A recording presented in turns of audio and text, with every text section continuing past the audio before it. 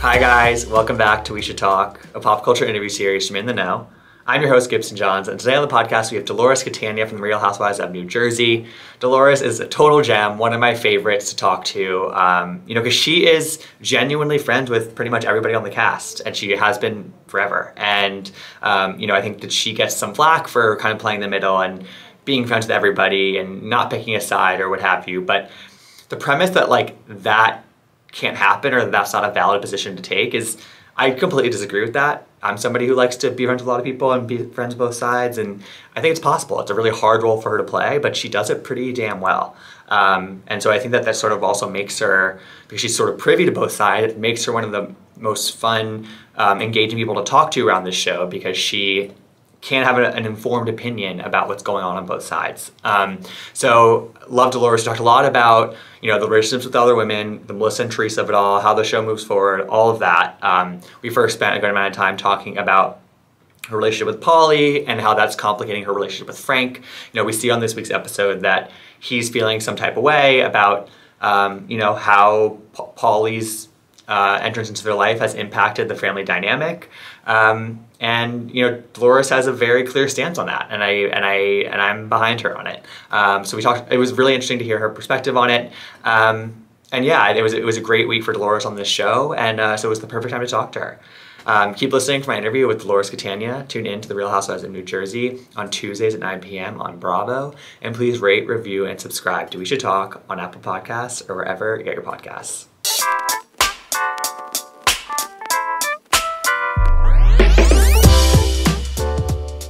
All right, so we're here with Dolores Catania from The Real Housewives of New Jersey. Dolores, it is always a pleasure, looking gorgeous and green. How are you today? Thank you. I'm good. How are you? I'm good. We're into the season now. How are you? How are you doing? How is it going for you? 5 episodes in. I have to take a deep breath. It has not been easy because, I'm not like mushy in general. And here I am in this relationship, and I'm like, me and Paul are like kind of mushy over each other. So that's hard. Then I'm dealing with the whole, the transition with Frank. Frank seems hurt. I'm hurt. Like, it's so hard. Like, this episode killed me, Yeah. literally killed me. I feel bad. Frank's taking things personal. There's nothing personal about it. And, he misses the way things were, my availability to him all these years.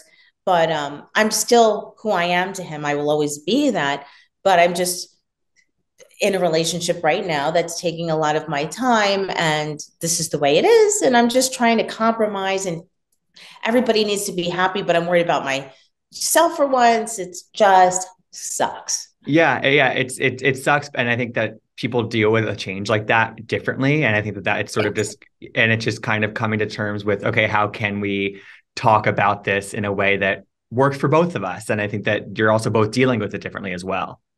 Right. We're both dealing with it differently. We're not talkers about emotions. This is a new era. It's a new thing that people do. We don't come from this. Mm-hmm.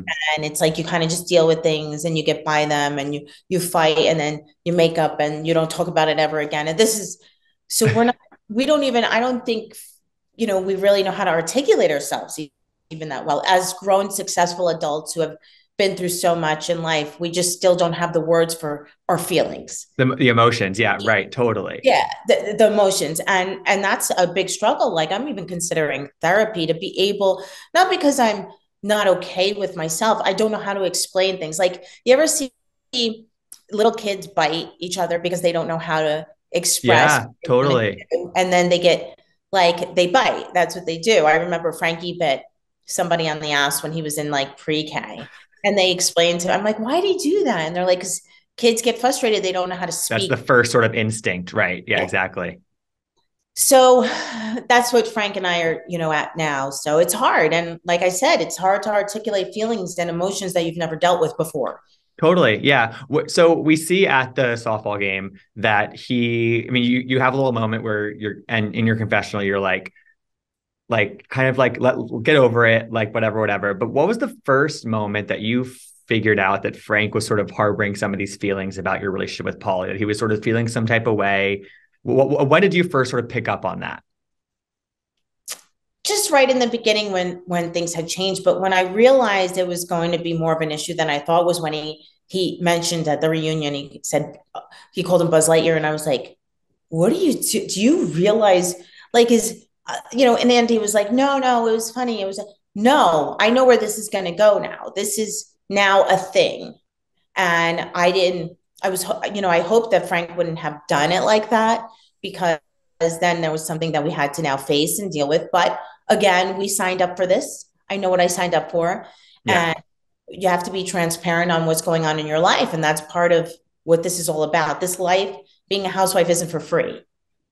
Totally. Yeah. And he says also in that episode when he's on that triple date, he says that you guys are the furthest you've been in years. Is that a statement that you agreed with? Yeah. Okay. Yeah. And so you did feel some of the distance, but it was almost like healthy in your mind. It's more healthy distance than he maybe sees it. Well, it's a distance right now for me to establish what I need to in a relationship to go the way I want it to be different from past relationships. Right. Everybody has this perception that Frank's the man in my life who, and if I asked him to do something, he would, but he wasn't. I didn't belong to Frank in that way. So there were Mm-hmm. things that I wouldn't take from him or ask him for. A lot of it was on my own. And when I met Paul, he said, if I'm going to be your boyfriend, then I have to be the one that you come to for something. And that just calls for me spending more time being accountable to Paul and being the man in my life at this point. Mm-hmm. And how I'm curious how it sort of how the reverse looks, because Frank has a girlfriend, Brittany, and you guys all seem to get along really well, and you all have seem to have a good relationship. Did you? Yeah, but how? I guess like, but you haven't expressed it that sort of same sentiment in the reverse, where like you feel far from him because of his girlfriend and all that. Like, is that how does that work sort of in the reverse, or is it just sort of again sort of the difference in sort of how you evaluate the Well, it situation? wasn't like that because so Brittany had understood the dynamics of our relationship because she knew us for a long time. Right. Anyone that really knows us or knows of us knows the chemistry and the relationship that we have as far as being close family, friend, best friends or whatever. Paul came into this not even knowing what the housewives was. Right. Paul doesn't know the people that I know. Paul was someone who lived a very kind of secluded life, and nobody really knew what Paul did or what he was like. People on his block, even as you see, he has this beautiful townhouse, he has these beautiful cars, he smells good, he looks good, he drives. People always wondered who and what Paul is because he kept to himself. Right. He comes from a place where you're taught to keep from yourself. Dublin is a tough place, and uh, you didn't put your stuff out there. So Paul carried that over into his life, and now he's on TV with a woman who has this big, huge life. And it was hard for him. I had to respect and understand where Paul was coming from in more ways than one. Paul didn't sign up for this, but Paul signed up for me, and this comes with me. Mm-hmm. Yeah. And I almost, I mean, correct me if I'm wrong, but I almost feel like that because he didn't even know what Housewives was, like that must help. That must like kind of help your relationship work because he's not in it for, like you said, he's in it for you. He's not in it for any of the other extra stuff. Like that comes with the territory, obviously, but that's not why he's in the relationship. No, Paul, he gets a kick out of it. Yeah. It's fun to him when it was filming. Like he was like, I'm not going to film that much, but I'll do what I need to do for who you are. Right. And so I'm like, okay. So he filmed more. He didn't even realize he was filming as much as he was. And now watching it and seeing how like our lives are played out and Frank is upset or, what someone said, like every week he's like cringing, like, what did I say? What did I look like? What did I do? Yeah. He's never watched it back before. Right. And that's a whole other experience. And I guess that sort of gets into my next question of like, how is Paulie reacting to sort of seeing some of this stuff with Frank play out on the show? Because it's probably some of the first times that he's privy to some of the things that Frank is saying in other group settings and things. Oh, yeah. And even me as a seasoned person on the show, I am just was privy to what Jennifer said about me in the first episode. I had no idea. She called me a name or name. I didn't Names. know what was said. Yeah. I didn't know what was said in her confessionals because I wasn't talking like that about her. Right. So I wasn't even retaliating because I didn't even know. So this year has been enlightening for me in that respect as well. And I know how I feel. So he's seeing Yeah. like, he goes, I don't want to be, he doesn't want to be the blame for the change of me and Frank. It's the relationship that I'm looking for. I know Mm. what I have to do to have a different outcome. So it's not like Paul says, you can't do this, you can't do that, Right, totally. But he's sort of taking some of the revelations from Frank in stride in terms of how Frank was thinking about sort of Right. your whole Well, dynamic. you'll see things change. And Okay. Frank had to be more patient. And I asked Frank, you'll see coming up scene where I do ask Frank for his patience on this. Mm. And he's like, but hurry up. I'm like, no, no, no, you can't force this on somebody. What we have is kind of a specific kind of relationship, and you can't force it down somebody's throat. This has to work its way. And you'll see that it does. It was a very hard thing for me to do because I didn't want to see Frank hurt, and I didn't want things to come between me and Paul. I wanted Paul to be established with me before he needed to accept what's going on there. Totally. That Yeah. makes sense. Yeah, I think totally. And Dolores, I was at the Valentine's Day Page Six event that you guys did together, and it was so much fun. And like, we again we see Frank say that Paulie might be insecure about the whole situation, but in that seeing you guys in person and bantering on stage together, and you were so cute and fun, and it was really lighthearted, and I didn't sense any sort of insecurity from any of that. And I'm curious, like, because that's sort of a loaded word, I think, to label Yeah. Paulie's So, feelings. What did you think of that? I think John Fuda is the one that asked that question. Oh, got it. So anyone who knows Paul, just look at what this man has come from. He came here by himself in his 20s with nothing but a suitcase and like $25 in his pocket. And he's become so successful. He's good looking. He's, smart. He's so He's got great. some insecure. I mean, he walked into this life not wanting it, not knowing anything, and you've seen him on stage, you've seen him on camera, and there's no insecurity. Mm-hmm. I think that's just the wrong word. I think Paul just didn't understand or know, just like he didn't know about the housewives. He didn't know about two people that get divorced that could be so close. Totally. Yeah.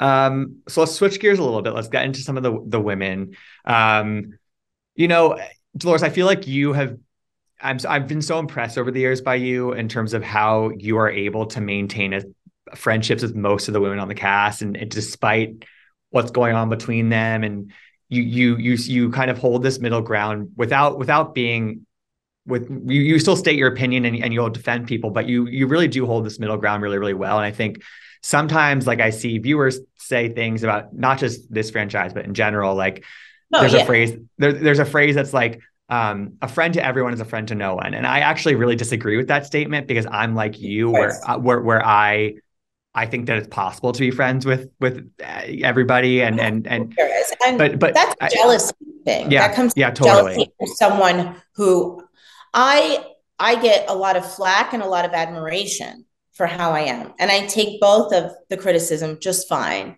You Right, know, totally. And I'm wondering if, like, but this moment right now, because we know where this season goes, and sort of where things stand now, which is not in a very good place between Melissa and Teresa. And you're obviously really great longtime friends with both of them. Is this one of the hardest moments to be in the middle, to sort of try to maintain both sides? Like, yes. can you talk me through your position and Well, dealing with this? so much, there's so much hurt going on here. And there's so much behind the scenes going on. And there's I think it's nastier and uglier than it's ever been. So now it's coming to the point where it hasn't been easy amongst the women for me, for them not to feel that like some type of way about me, that I'm not jumping on either side. But not now and not ever do I let somebody else dictate how I handle things. I've, it's never been easy to not pick a side because of what people say to me or what a friend. And to be honest, I don't really care what someone thinks or what someone says. And that's how I'm able to maintain it, because I don't care what somebody on the outside is saying, like, oh, how could you not turn on her? I'm no one's soldier. And I have my own mind. I don't agree with what people do to each other. Yeah. But is it hard? I stay, like, when things are so heated. I've even been like this in high school. When things are so heated, sometimes you have to just step away from it and let things calm down before you can talk. Because knowing that I'm friends, I'm not hearing full stories from either side, because nobody really knows. They should know by now I don't repeat things, right? Yeah. Yeah, exactly. And also there are three sides to the stories. There's one side, that side, and then there's a truth. And so it's like, that's also part of it, sort of trying to parse through. Yeah. If not, I mean, if ever there was a time for anyone to not be involved with Joe and Teresa, because it's such a pivotal moment in their lives where it's all come to a head. It is all come now and it's like not good. Yeah, it's really, it is heartbreaking to watch. And I guess one of the questions I had for you is sort of like, I'm wondering if, do you find that the expectations on sort of either side of the aisle, so like the Teresa, Jennifer side of things, and then the sort of Melissa, Margaret, Joe sort of side of things, are the expectations of like when you should be defending them, or what, or kind of the expectation of those friendships, do you find that those are different on either side? Because I feel like both sides sort of think about friendship and allegiance and relationships differently. Yeah. So I think they know me by now. It doesn't mean because I'm not jumping in on a fight that I haven't stood behind them. I support them more than their fights, all of them. Mm-hmm. And I mean, there's been different times where I've expressed my feelings, like even when it came to Jennifer, when I was like, listen, you're all ganging up on her. It's time to stop, or with Teresa, I'll explain that if she said something or if someone took it away, I'll be like, I know her well enough. I'm not so sure that's what she meant by that. I'm just telling you. I don't have to express myself in a way like, oh, you, you're this, you're that, yeah. Or when they're in the middle of explaining themselves, jumping in and trying to talk over them. That doesn't mean that I'm a good friend, that I stick up for them. It's the way I do it. And when they're not around and when the cameras aren't there, and I'm still doing it, I'm very true to myself on who I know I am as a friend. I don't need to put on semantics and be so like crazy to let someone know who I am. Totally. No, I totally agree with that. And I'm, you and Jennifer obviously kicked off the season with like quite a big kind of explosive moment, and it continues. I was so good, Gibson. Did you think I was proud of you. I was proud of you. That was so hard for me. It was a lot. And I'm curious how, just using that as sort of an example, when you have something with Jennifer, does that complicate any of the other dynamics, or do you just see it as it's you and Jennifer? I just see it as me and Jennifer. No one jumped in. No person jumped in. Not one of them jumped in and said, Jennifer. Everybody was like, but she's hurt. But this and that. I'm like, the whole world sees what's going on here. Not one of you came to my defense. And I'm not one. I'm not holding anybody against. I'm not holding anybody accountable to that. I don't care. I'm good. And she said some hurtful things in that moment too. So it's sort of like for no reason. Yeah. No reason. Yeah. Mm-hmm. When it comes to, so I want to ask you about a comment that Gia made in her confessional in the last episode last week. And because it sort of, to me, kind of said a lot. And it was, they asked her, a producer, you hear the producer asking her sort of, when was the last time it was great between Melissa and Joe and Teresa and your mom and the whole family? And she said it was before Louis. Yeah. Before Louis. And how did you react to that? It's hard to say because I'm not in their life every day. I've seen Louis stand in front of Teresa a lot and make her do something that no one's ever done before, like self-reflect. So I don't know how or why that would be the case. It just may be timing on everything kind of exploding after all these years of fighting and things coming to a head. Right. And maybe the fact that he's just the sort of catalyst for her thinking differently. And that's sort of right.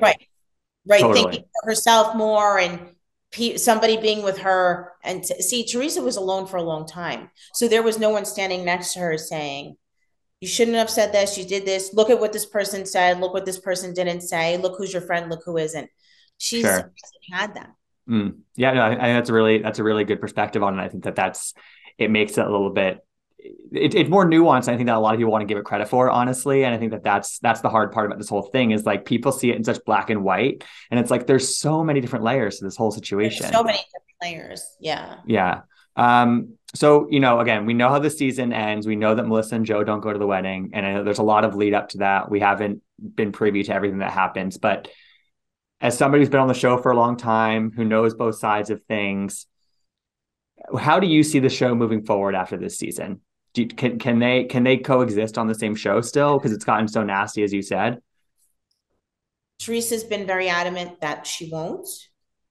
Uh, Melissa's recently said that she'd like to be able to be in the same room with her.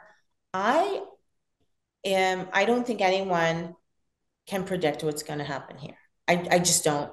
Mm-hmm. Yeah, it's sort of like the hope. There's What this hope, the happens? hope and the reality.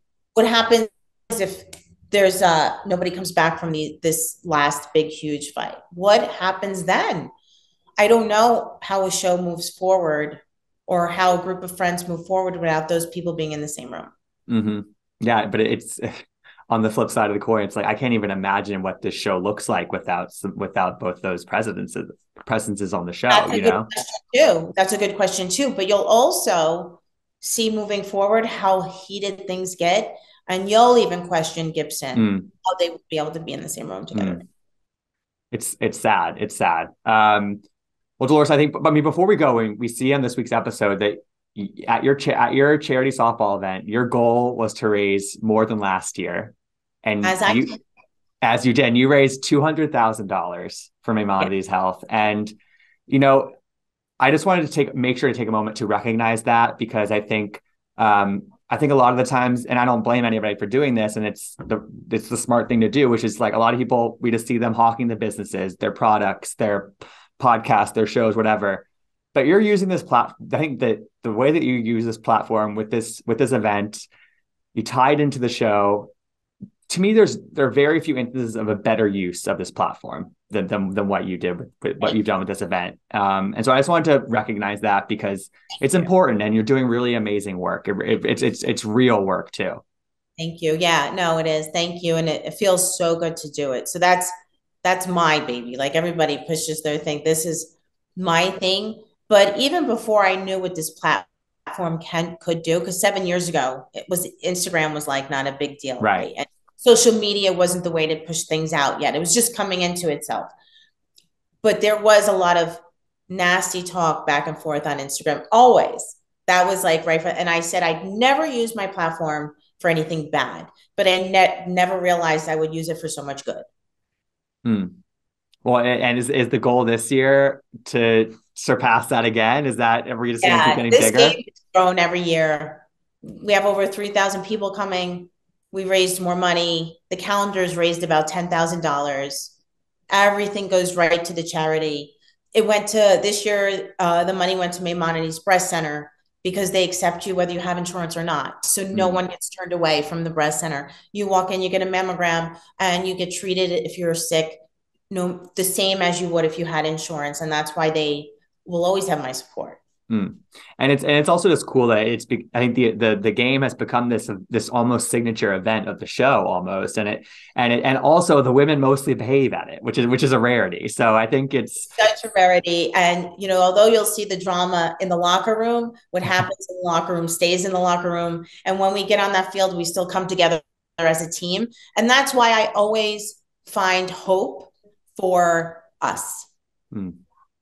Well, I think Dolores, that's the best way to end. I so appreciate you being generous with your time today. I always love chatting with you, and it makes me so happy to see the place that you have gotten to in your life. And Polly is such a gem, and I think you're lucky to be in each other's lives. Thank you. I appreciate it. Of course. Well, Dolores, I was worried. I was like, how are people going to take us because they see Frank upset? And I was like, but. Thanks. Now I think I think the special relationship that you guys have is so clear, I think. And I think the effect that it's had on you too, it's hard to argue with that. I really think that. Yeah. Oh, thank you Yeah. so much. Well, Dolores, love you. We'll talk again soon. Good to see you. Thanks. Bye, Yeah. Gibson. Bye. Thanks for tuning in to We Should Talk. I hope you enjoyed the interview. You can find out more about In the Know at intheknow.com. You can follow me, Gibson Johns, at Gibsonoma on Twitter and Instagram. And you can listen to all of our interviews, past and future, by searching We Should Talk wherever you get your podcasts. Hope to see you next time.